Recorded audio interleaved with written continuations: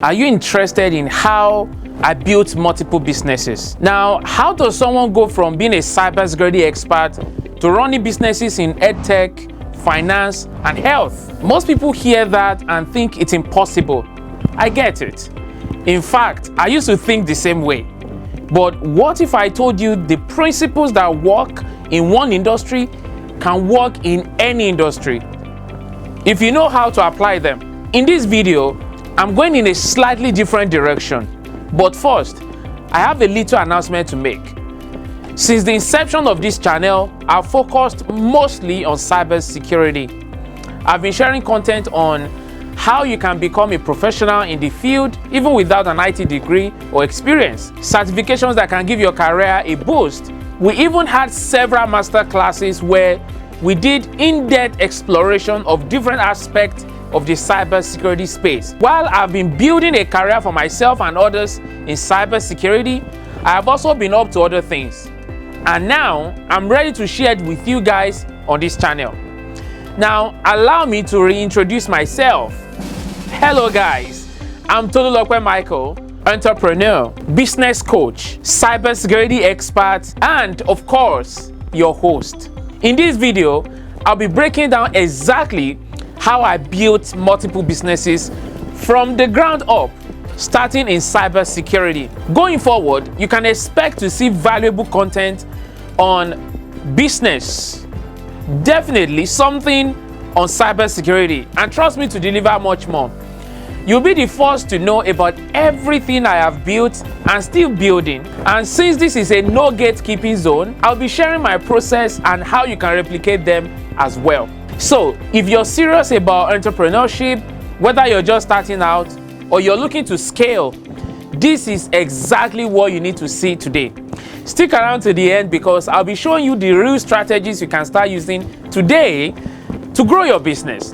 If you also find this video valuable, please don't forget to like and hit the subscribe button for more videos like this. So today, I want to take you through my entire entrepreneurial journey, how I went from building a cybersecurity business to expanding into these industries.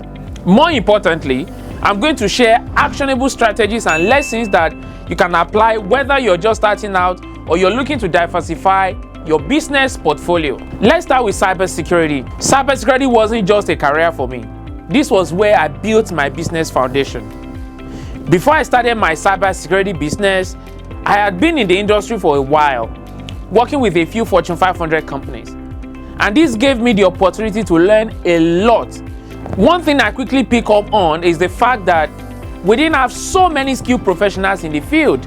So I saw a need that was a business opportunity, and that was how Excel My Cyber came to be. But here's the thing, before I started Excel My Cyber, I had helped several friends get into cybersecurity. And they told me, Tolu, it seems you know how to do this. Why not extend this to help other people? And that is why we have Excel My Cyber today. Cybersecurity didn't just provide an avenue for me to put my technical skills to use. It taught me essential business skills that became the backbone of every venture I pursued later.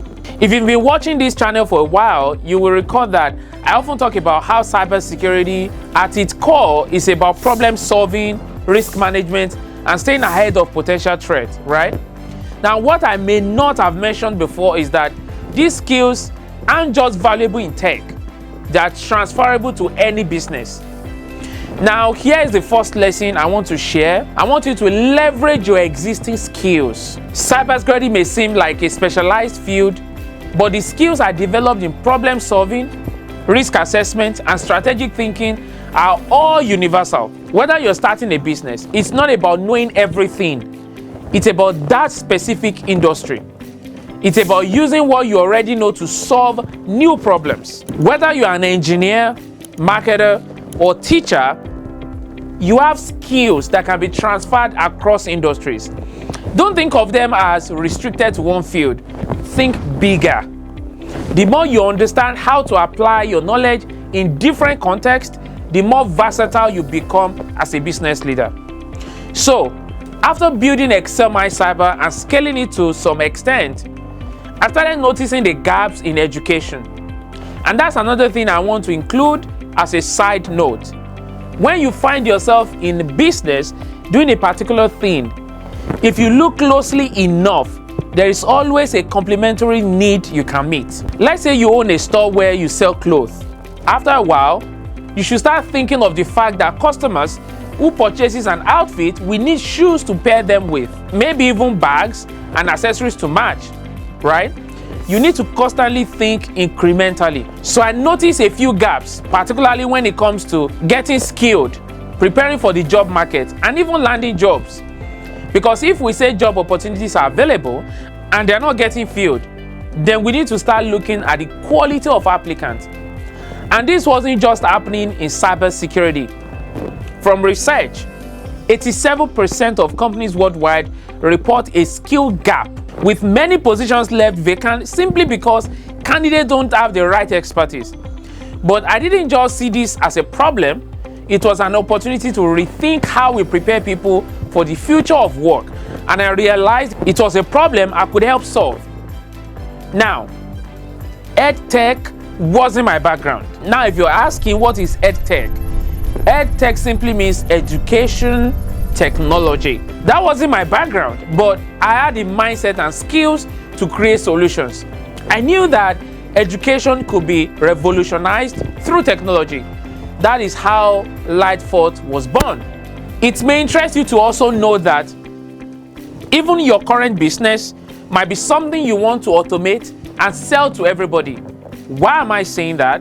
Another reason why we have Lightforth today is because everything we do at Excel My Cyber, we thought, can we automate this and use this to help people at large? People want to go into a profession, so they need training. After the training, they want to work on their resume to be able to apply for good jobs. And after that resume, they want to apply for jobs the right way, apply correctly. After applying for jobs and they're getting interview, they need someone to help them prep them for that interview. And then after getting the job, there's need for AI companion to help them with the task that they have at hand from their managers. That is why Lightforth was born. Now, the next thing I want to emphasize here is that businesses that thrive solve real problems. Too many entrepreneurs get caught up in chasing trends or building products they think are cool. But here's the honest truth. Successful businesses aren't about you. They are about the value you bring to others. When we started building Lightforth, the focus was not on creating an EdTech product for the sake of it. I wanted to solve a real problem using technology to help people become relevantly skilled enough to command their pay and also make the process of getting employed stress-free. We invested heavily in AI, but it wasn't just about the technology. It was about using that technology to solve a critical need. So if you're trying to start your own business, ask yourself, what problem can I solve? What gap exists in your market, industry, or community that no one is addressing? That is where your opportunity lies. Don't just look for what's popular, look for what is needed. As for finance, I have always been a numbers guy. Trust me, I have. It was only a matter of time before I became interested in finance, particularly credit repair.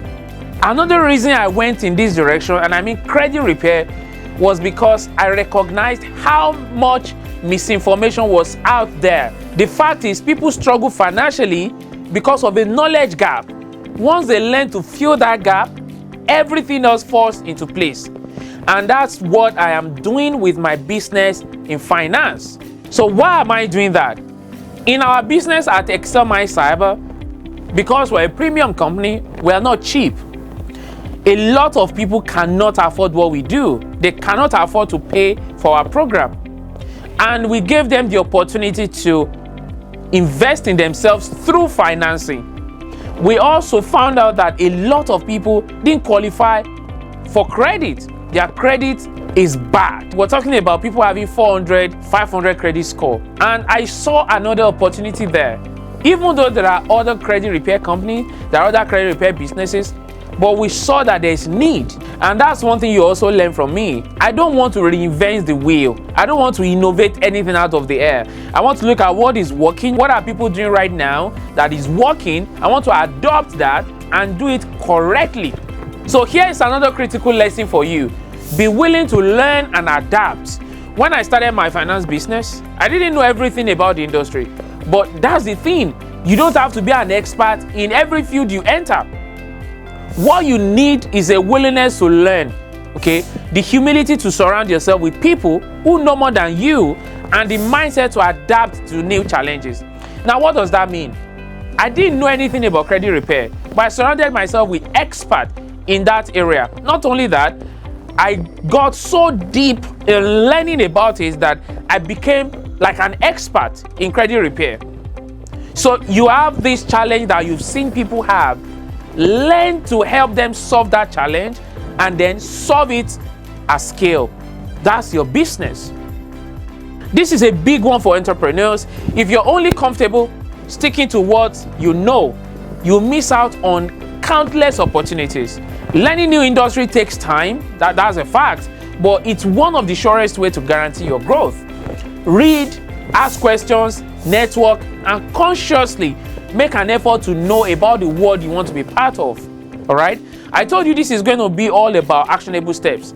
So this is a quick strategy you can use if you're starting a business in a field you're not familiar with, right? Number one, start by identifying key players in the industry you want to enter. Look at who is succeeding and why. Don't just look at who is succeeding. Don't just identify them. Why are they succeeding? That is where your answer is. Then read major reports and trends shaping that industry. And most importantly, talk to people. You don't want to go into that industry blindly. Once you have identified those who are succeeding in that industry and you understand why they're succeeding, the next thing you want to do is gather every report you can about the industry. I can tell you, when we started our credit repair business, the name is Credit Vito, if you must know. When we started Credit Vito, I dived so deep into the credit repair business. I know the number of credit repair companies in America. I know the success rate. Like, I know every detail. Okay? So you want to read those major reports. You want to know the trends that are shaping that industry, and then you can now begin to talk to people. Reach out to those who have been there before and learn from their experiences. You don't need to reinvent the wheel. You just need to understand how it works, and then you key into it. Finally, let's talk about my move into home health. This is an industry with growing demand, especially as populations age. The US Census Bureau projects that by 2030, 1 in 5 Americans will be of retirement age, with more people preferring to receive care at home.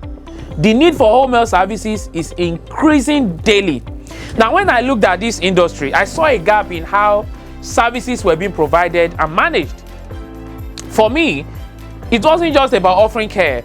It was more about creating a system where patients received better outcomes, caregivers had better tools, and data security was prioritized. I applied the same principles I used in cybersecurity, efficient systems, data security, and operational excellence. Now, the best part is, for this, I have a partner who is also very knowledgeable. Like, he's one of the best that I know in the industry. And we've been doing it together successfully. The key lesson here is to find traditional industries and innovate with technology. You know why? There are some things that will not change. If you want to live a sustainable life, don't place your life on things that change. Place your life on things that do not change. Healthcare is not going to change. So if you have that, you know that is sustainable. Look at industries that have been doing things the same way for years. For instance, like healthcare, education, finance, and find ways to bring tech-driven solutions to them. Okay, you don't always have to start from scratch to create something impactful. It doesn't have to be. In home health, we focused on improving service delivery, optimizing workflows for caregivers, and even securing patient data. And that's something you can apply to almost any traditional industry. Find ways to streamline operations, enhance customer experiences, and then improve security. If you want to find innovation opportunities, start by looking at industries that have resisted change and ask yourself, what are their pain points? That's number one. Number two, what inefficiencies exist that technology can solve. There's almost always an opportunity to bring innovation to the table in industries that have been slow to evolve. Now, let's go over the key lessons and strategies I have shared with you thus far. Number one, leverage what you know. As I said earlier, your existing skills are more powerful than you realize. Whether it's problem solving, leadership, or data analysis, these skills can be applied to multiple industries. You want to identify what you're good at and don't be afraid to use those strengths in new areas. Number two, always solve real problems. It all comes down to value creation. And I really can't stress this enough. Successful businesses solve problems. If you're not solving a real need, your business won't last. Focus on creating value for your customers, and trust me, profit will flow. Number three, be willing to learn and adapt. I told you that entering new industries means constantly learning. Don't expect to be an expert on day one. That's not going to happen. You can't be expert on day one, all right? But you want to commit to learning every day. So surround yourself with people who know the industry better than you and then soak up as much knowledge as you can. Number four, innovate traditional industries with technology. There's so much opportunity in traditional industries that haven't embraced modern solutions. If you can apply technology to an old problem, you're already ahead of the curve. Now, finally, execution is key. Execution is everything. You can have this idea after the idea. I want to do this. I want to make people smile. I want to create an app. I want to create a solution. I want to create a software. You can have everything, but execution is everything. You need to develop an action-oriented mindset. Ideas are great. Ideas are great and fantastic, but execution is what matters. You need to take your ideas and turn them into actionable steps. You can build a plan, assemble a team, and most importantly, take action. Too many people get stuck in the idea phase. Don't let that be you. If there's one thing I want you to take away from this, is this: building multiple businesses is possible, but it requires resilience, adaptability, and a problem-solving mindset. Start by leveraging what you know and don't be afraid to expand into new areas. Now, if you found value in this video, please be sure to like, subscribe, and drop a comment below. Let me know what industries you're thinking of getting into, or if you've got any questions about the journey, I'm here to help. Remember, it is very important that before you go into any of those businesses, make sure you have one that is already filling your cup, that is helping you with your finances, that is helping you sustain your lifestyle, and your cup is full already. Then you can take from there and go into other businesses. You know why? You don't want to start so many businesses at the same time. Let me give you an analogy. You have 1 liter of water, okay? And you have 1 liter of cup that you have like 5 cups. Each one is 1 liter, all right? 1 liter each. And you have a bottle of water that is about maybe 2-3 liters. Now, rather than you separating, just putting the water in each cup separately, you want to pour the water into 1 cup, allow it full, and then the overflow can begin to flow into other cups. That is how you stay on one, focus on one, get it done, get it working, get it going, get it profitable, and then you can move from there into other businesses. Okay? Remember, every successful business starts with a single idea, but it's the action behind that idea that turns it into something real. When you got that idea, you were not the only one. Trust me, you were not the only one who received the idea. What would differentiate you from other Joneses is the execution, not just the idea. And you want to be on the lookout for more content like this on this channel. Trust me, you don't want to miss it. I'll see you next time. Bye for now.